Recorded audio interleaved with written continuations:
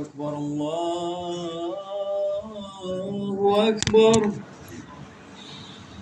الله أكبر الله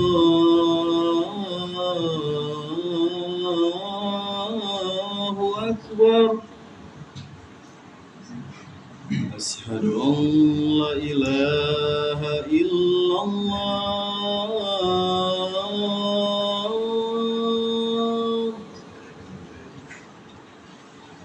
أشهد أن لا إله إلا الله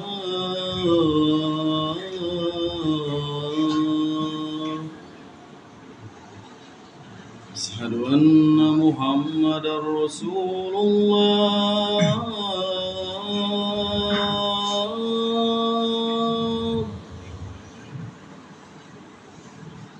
أشهد أن محمدا رسول الله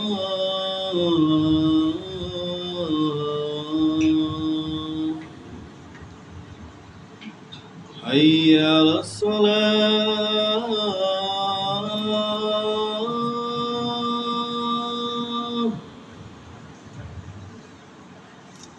حي على الصلاة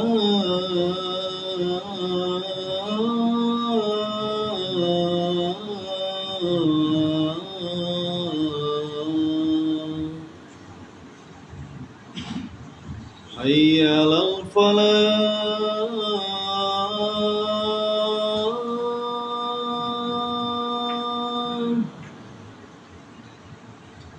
حي على الفلاح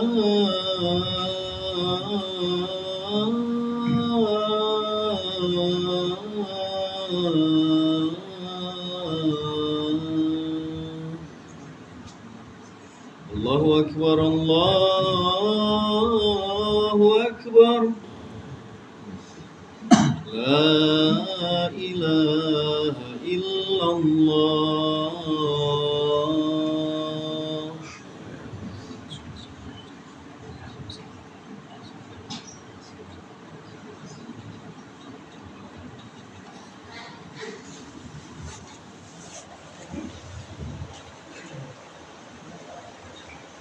إن الحمد لله نحمده ونستعينه ونستغفره ونعوذ بالله من شرور أنفسنا ومن سيئات أعمالنا من يهد الله فلا مضل له ومن يضلل فلا هادي له أشهد أن لا إله إلا الله وحده لا شريك له وأشهد أن محمدًا عبده ورسوله صلى الله عليه وعلى آله وصحبه وسلم يا أيها الذين آمنوا اتقوا الله حق تقاته ولا تموتن إلا وأنتم مسلمون يا أيها الناس اتقوا ربكم الذي خلقكم من نفس واحدة وخلق منها زوجها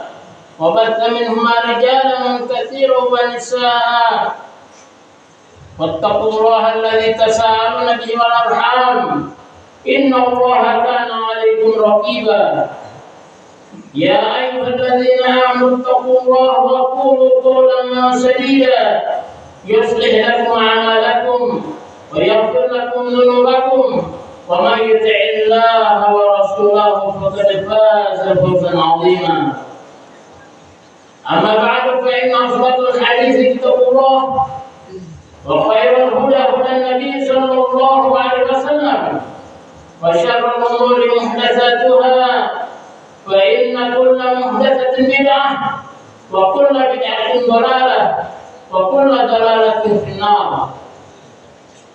Jamaah Jumat yang sama-sama dirahmati Allah Subhanahu wa taala. Lagi dan lagi kita bersyukur kepada Allah Subhanahu wa taala. Karena Allah Subhanahu wa taala selaku Zat yang Maha memberikan rezeki. Allah Subhanahu wa taala dengan namanya Ar-Razzaq, Al-Mannan, Al-Wahhab yang mengandung maha memberi. Oleh karena itu, kita selaku hamba ciptaan Allah Subhanahu wa Ta'ala yang paling banyak menghabiskan rezeki-rezeki yang diberikan oleh Allah Subhanahu wa Ta'ala, maka kita harus banyak-banyak bersyukur kepada Allah Subhanahu wa Ta'ala. Syukur yang sebenar-benarnya adalah kita banyak-banyak mengucapkan alhamdulillah, kemudian kita memanfaatkan segala pemberian Allah Subhanahu wa Ta'ala itu dalam rangka mengabdi kepada Allah Subhanahu wa Ta'ala. Bukan sebaliknya, kita pakai untuk mendurhakai Allah Subhanahu wa Ta'ala. Mata yang Allah berikan kita gunakan untuk melihat tanda-tanda kekuasaan Allah Subhanahu wa Ta'ala. Dengan telinga ini kita mendengarkan ayat-ayat Allah Subhanahu wa Ta'ala. Bukan sebaliknya, kita melihat hal-hal yang dilarang untuk kita lihat dan kita mendengarkan hal-hal yang dilarang kita untuk mendengarkannya. Jemaah rahmat Allah Subhanahu wa Ta'ala. Kemudian saya sebagai khatib, izinkanlah saya untuk mewasiatkan satu wasiat yang selalu dijadikan sebagai wasiat oleh para nabi kepada umatnya, oleh orang-orang soleh kepada handai temannya, teman-temannya, yaitu bertakwalah kepada Allah. Kita bertakwa kepada Allah Subhanahu wa Ta'ala dengan sebenar-benar takwa. Takwa dalam arti kita menjalankan segala perintah Allah Subhanahu wa Ta'ala dan kita meninggalkan tanpa terkecuali hal-hal yang menjadi larangan dari Allah Subhanahu wa Ta'ala. Jemaah rahmat Allah Subhanahu wa Ta'ala, kita adalah makhluk ciptaan Allah Subhanahu wa Ta'ala yang selain dilengkapi dengan akal juga dibarengi dengan adanya hawa nafsu. Berbeda dengan para malaikat, Allah Subhanahu wa Ta'ala ciptakan mereka tanpa nafsu, tanpa hawa nafsu, sehingga ketika mereka mengabdi kepada Allah Subhanahu wa Ta'ala, maka dengan mudahnya tanpa ada hambatan yang berarti untuk mengabdi kepada Allah Subhanahu wa Ta'ala. Lain halnya kita umat manusia, Allah Subhanahu wa Ta'ala selain menciptakan akal, juga menciptakan hawa nafsu untuk diri kita, sehingga kita mau mengabdi kepada Allah Subhanahu wa Ta'ala, maka harus berjuang melawan hawa nafsu. Oleh karena itu, jika kita mampu mengabdi kepada Allah Subhanahu wa Ta'ala, maka kita akan lebih mulia dari para malaikat. Tapi justru jika kita mendurhakai Allah Subhanahu wa Ta'ala, tunduk kepada hawa nafsu, maka kita akan lebih sesat dari binatang. Coba rahmat Allah Subhanahu wa Ta'ala, maka kita ditakdirkan oleh Allah Subhanahu wa Ta'ala sebagai makhluk ciptaan Allah yang rentan melakukan kesalahan-kesalahan, sebagaimana kata Nabi kita Muhammad SAW di dalam riwayat Imam Tirmidzi, kullu bani Adam khata' wa khairul khata'ina at-tawwabun. Setiap anak cucu Adam itu pasti melakukan kesalahan, dan sebaik-baik orang yang melakukan kesalahan adalah orang yang mau bertaubat kepada Allah Subhanahu wa Ta'ala. Siapa sih yang suci atau bersih daripada dosa kecuali para nabi dan para rasul? Mereka itu maksum, dijaga oleh Allah Subhanahu wa Ta'ala dari melakukan kesalahan-kesalahan yang berat. Adapun kita sebagai manusia biasa pasti akan terjatuh di dalam kesalahan-kesalahan. Dan tentunya sebaik-baik orang yang bersalah adalah orang yang mau bertaubat kepada Allah Subhanahu wa taala.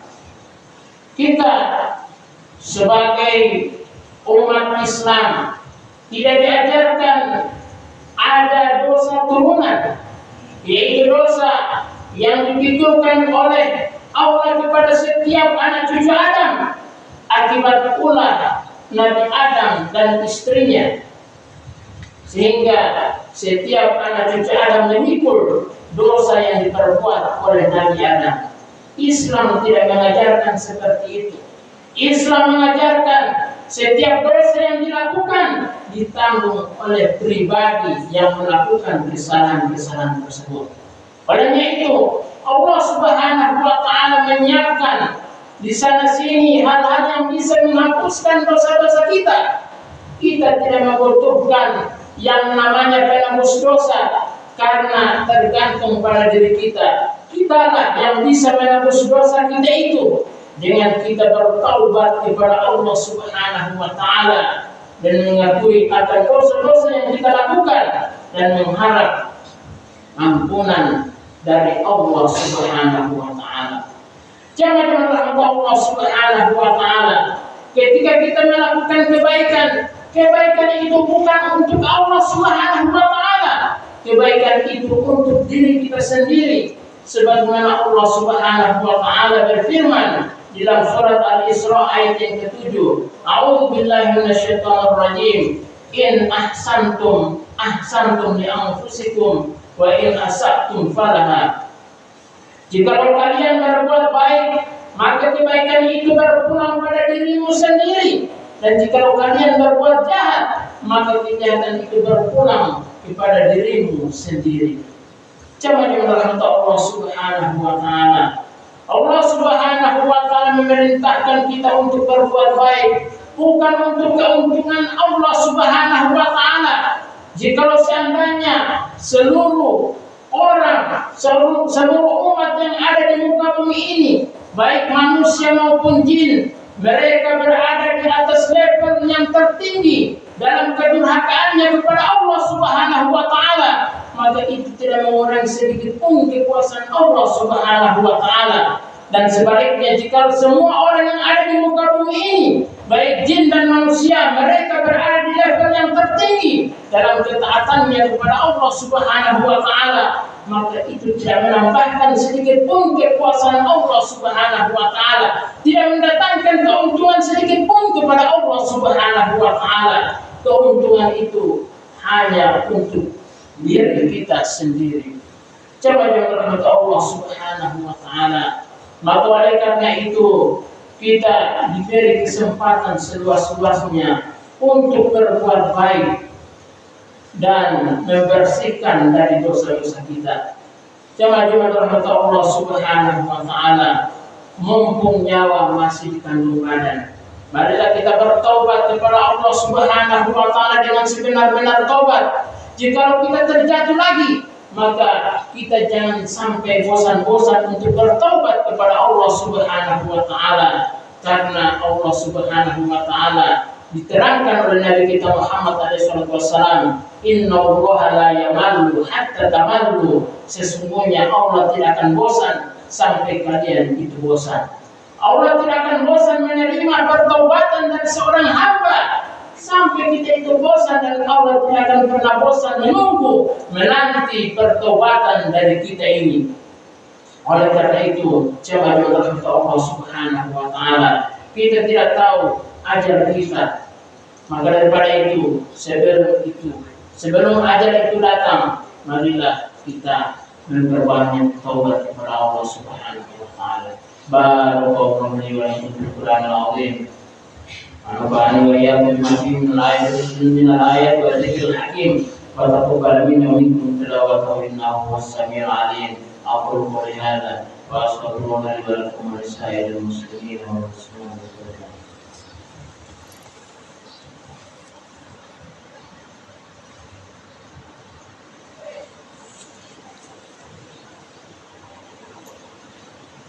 إن الحمد لله نحمده ونستعينه ونستغفره ونعوذ بالله من شرور أنفسنا ومن سيئات أعمالنا من يهد الله فلا مضل له ومن يضلل فلا هادي له أشهد أن لا إله إلا الله وحده لا شريك له وأشهد أن محمدا عبده ورسوله صلى الله عليه وآله وصحبه وسلم.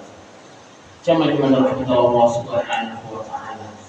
Dalam khutbah kedua ini, khatib sekali lagi mewasiatkan kepada diri pribadi dan kepada para jamaah agar meningkatkan takwa, sebenar-benar takwa kepada Allah Subhanahu wa Ta'ala. Takwa dalam arti kita menjalankan segala perintah Allah Subhanahu wa Ta'ala dan kita meninggalkan tanpa terkecuali hal-hal yang menjadi larangan dari Allah Subhanahu wa Ta'ala. Kita bisa mengambil pelajaran dari kisah Nabi Adam alaihissalam ketika Allah Subhanahu wa Ta'ala tempatkan di dalam surganya Allah Subhanahu wa Ta'ala. Kemudian Allah Subhanahu wa Ta'ala menitipkan pesan kepada Nabi Adam, la taqrabu hadhihi asy-syajarata fatakuna minadh dhalimin. Jangan kalian berdua dekati pohon ini, niscaya kalian akan menjadi orang-orang yang zalim. Kemudian syaitan la'natullah alaih sebagai berpenampilan sebagai orang, sebagai sosok pemberi nasihat, memberikan nasihat kepada mereka berdua agar memakan buah yang dinamakan oleh iblis, buah khuldi, buah kekekalan. Jika engkau makan buah tersebut, maka engkau akan kekal di dalam surganya. Maka Nabi Adam alaihissalam terbujuk rayu dari rayuan syaitan la'natullah alaih sehingga mendekati pohon tersebut. Maka dengan sebab itu Allah Subhanahu wa Ta'ala usir dia, lensarkan dia, pindahkan dia dari surga ke bumi ini yang fana ini. Dari pelajaran tersebut adalah seorang yang namanya manusia pasti akan bersalah, dan tentunya sebaik-baik orang yang melakukan kesalahan dia mau bertobat kepada Allah Subhanahu wa Ta'ala. Dengan terjatuhnya Nabi Adam alaihissalam di dalam kesalahan tersebut, kemudian dia bersegera untuk bertaubat kepada Allah Subhanahu wa Ta'ala, dan Allah Subhanahu wa Ta'ala Maha memberi pertobatan. Ada dua kondisi taubat itu ditolak oleh Allah Subhanahu wa Ta'ala: jika nafas sudah berada di tenggorokan dan jika matahari sudah terbit dari tempat terbenamnya. Jika kondisi dua kondisi itu sudah datang, maka pertaubatan itu tidak akan diterima oleh Allah Subhanahu wa Ta'ala. Saya ulangi, Fir'aun la'natullah alaih, ia ketika nafas sudah berada di tenggorokan, maka dia mengucapkan, bersaksi bahwa dia percaya kepada Tuhannya Musa dan Harun. Dia percaya kepada Tuhannya Bani Israel. Tapi pengakuan itu ditolak karena ia mengaku meyakini Allah nanti nafas sudah berada di tenggorokan. Oleh karena itu, sebelum nafas berada di tenggorokan, maka kita bertaubat kepada Allah Subhanahu wa Ta'ala. Dan marilah kita bersalawat kepada Nabi kita Muhammad SAW. Inna Allah wa malaikatahu yusholluna 'alan nabi ya ayyuhalladzina amanu shallu 'alaihi wa sallimu taslima. Allahumma shalli wa sallim ala Muhammad wa ala ali Muhammad kama shallaita ala Ibrahim wa ala ali Ibrahim innaka Hamidum Majid. Allahumma barik ala Muhammad wa ala ali Muhammad kama barakta ala Ibrahim wa ala ali Ibrahim innaka Hamidum Majid. ربنا اغفر لنا ولوالدينا ولجميع المسلمين والمسلمات والمؤمنين والمؤمنات الأحياء منهم الأموات إنك سميع قريب مجيب الدعوات يا قاضي الحاجات. ربنا أرنا الحق حقا وارزقنا اتباعه وأرنا الباطل باطلا وارزقنا اجتنابه. اللهم أعز الإسلام والمسلمين وأهل الكفرة والمشركين. اللهم إنا نسألك سلامة في الدين وعافية في الجسد وزيادة في العلم وبركة في الرزق وتوبة قبل الموت ورحمة عند الموت ومغفرة بعد الموت. اللهم اغفر لأمة محمد، اللهم ارحم أمة محمد، اللهم اغفر لأمة محمد، اللهم ارحم أمة محمد، اللهم اغفر لأمة محمد، اللهم ارحم أمة محمد. ربنا آتنا في الدنيا حسنة وفي الآخرة حسنة وقنا عذاب النار. سبحان ربك رب العزة عما يصفون وسلام على المرسلين والحمد لله رب العالمين. إن الله يأمركم بالعدل والإحسان وإيتاء ذي القربى وينهى عن الفحشاء والمنكر والبغي يعظكم لعلكم تذكرون. ولذكر الله أكبر وهو يعلم ما تصنعون. أقيموا الصلاة يرحمكم الله.